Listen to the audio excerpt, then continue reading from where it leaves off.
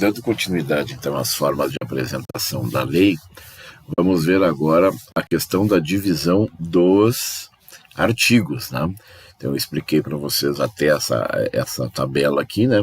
Que o artigo é a única parte presente. E aí tem mais dois textinhos aqui que tá escrito aqui, né? O artigo pode ser dividido em parágrafo, dependendo do tamanho, tá? Então é o seguinte, eu não vou ler aqui, até porque isso aqui fica registrado, se for o caso, dá uma pausa no vídeo aí para ler, mas eu já vou direto para a explicação aqui. Então aqui eu peguei uma lei muito rica, né? Essa lei, se eu não me engano, já está revogada, né? Mas só para vocês entenderem como é que é a estrutura de uma lei.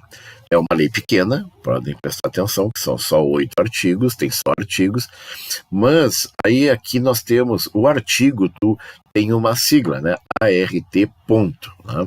E aí vem o artigo, certo? Já aqui tem um número romano e não diz aqui o que é. Números romanos, então, são incisos, certo? São incisos. Eu acho que aqui, tá, né? Vamos ver aqui. Pode ser complementados por incisos, tá? Assim que se escreve, com I, né? Incisos, certo? E aqui nós temos o símbolo do parágrafo, né? Esse símbolo parece dois S sobrepostos, né?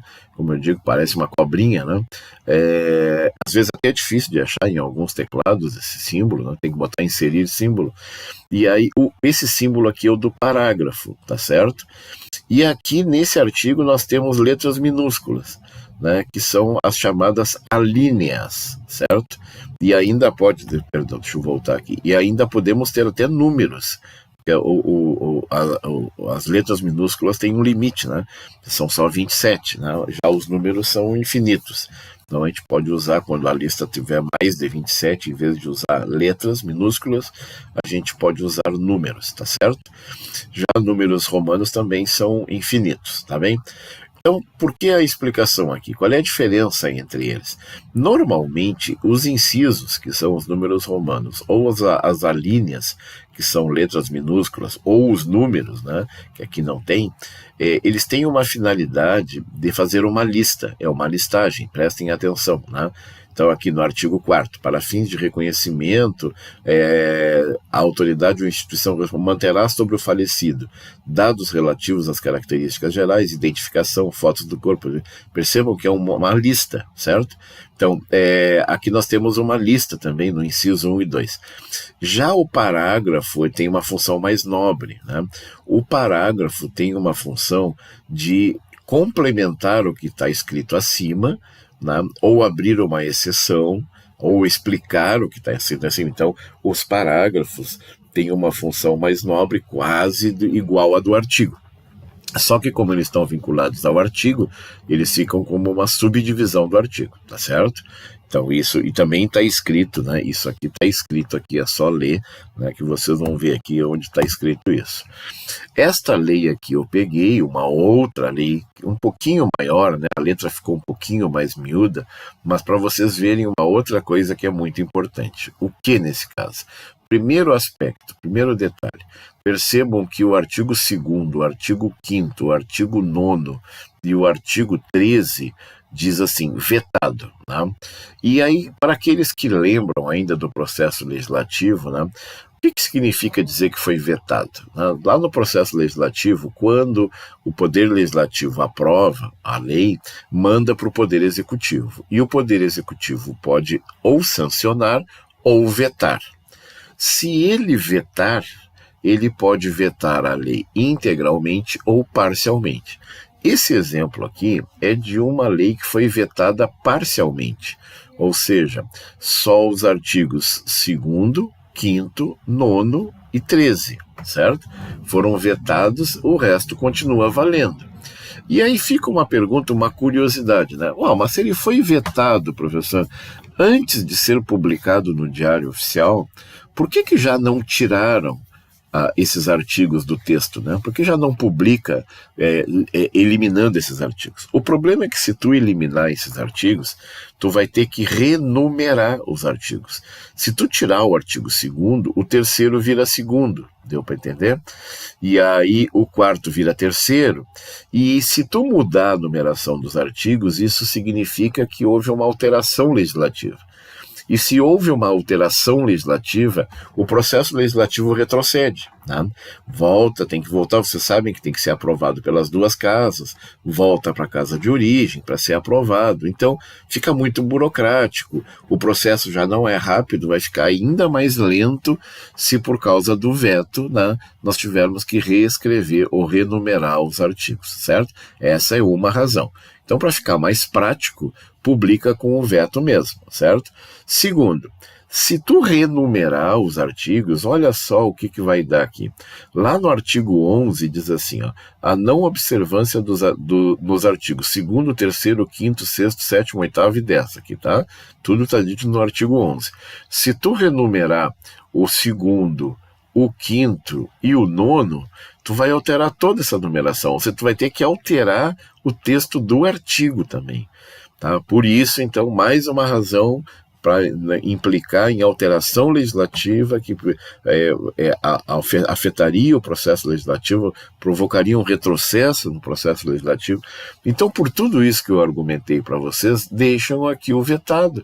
E a gente fica sempre com aquela curiosidade, né? Mas não vai fazer falta? Até pode fazer falta, eventualmente, um texto legal aqui, né? Mas o que interessa, uma curiosidade para vocês, ela é publicada no Diário Oficial com os vetos, certo? A menos que, obviamente, como vocês já sabem, que os vetos sejam derrubados, né? Então, mas nesse caso aqui os vetos não foram derrubados e então, não sendo derrubados, eles são publicados, certo? Como veto mesmo. Outra coisa que me chama a atenção aqui nesta leizinha é a questão da numeração. Observem que até o 9, né, tem uma bolinha aqui do lado do número, né? São os números ordinais. 1º, 2º, 3º, 4º, 5º, 6º, 7º, 8º e 9º. Quando chega aqui no 10, não tem a bolinha, né? São os números cardinais, que é como a gente lê mesmo, 10, 11, 12. Então, a leitura correta é 1º, 2º, 3º, 4º, 5º, 6º, 7º, 8º, 9º, 10, 11, 12, 13, 14, 15, 16, tá certo? Fica a pergunta, professor, isso aí foi um erro? Não, isso aí acontece em toda a legislação, certo? E essa regra que vale aqui, para isso aqui, vale também no Brasil para os papas, né? Então, se tu olhar agora o nosso Papa atual é o Papa Leão XIV, certo?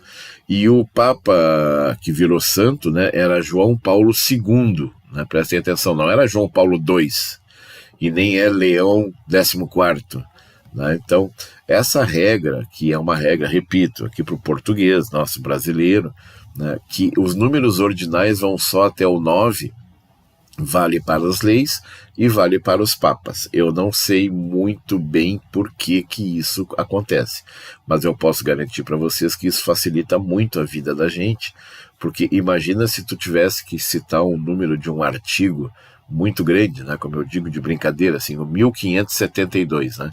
Se tu tivesse que dizer em números ordinais, ficaria muito complicado, né? Milésimo, cinquentésimo, septuagésimo segundo, né?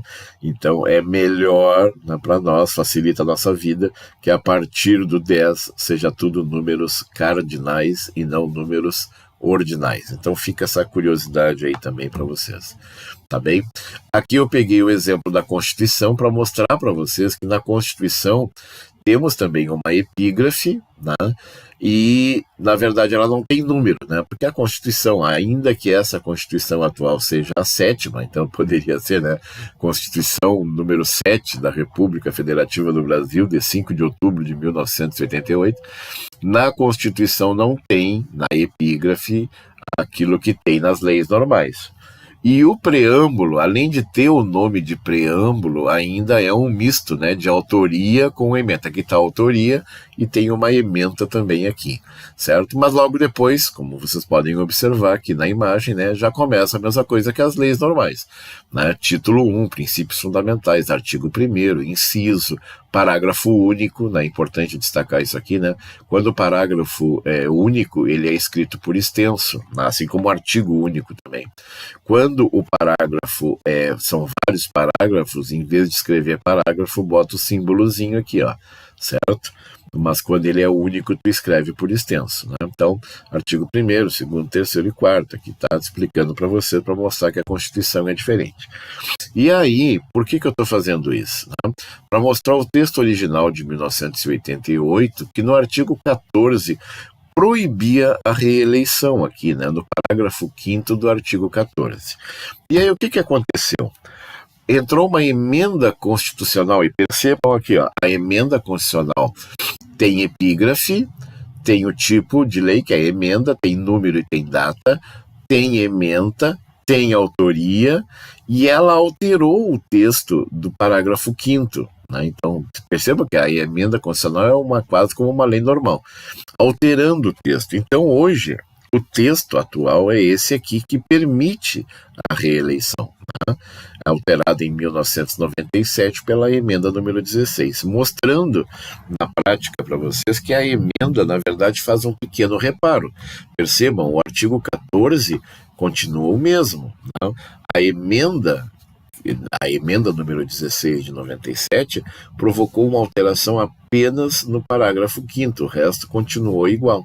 Só para mostrar para vocês que a emenda, via de regra, faz pequenas alterações ou supressões, né, ou modificações ou inclusões no texto da Constituição. E assim termina esse capítulo aí sobre as formas de apresentação da lei.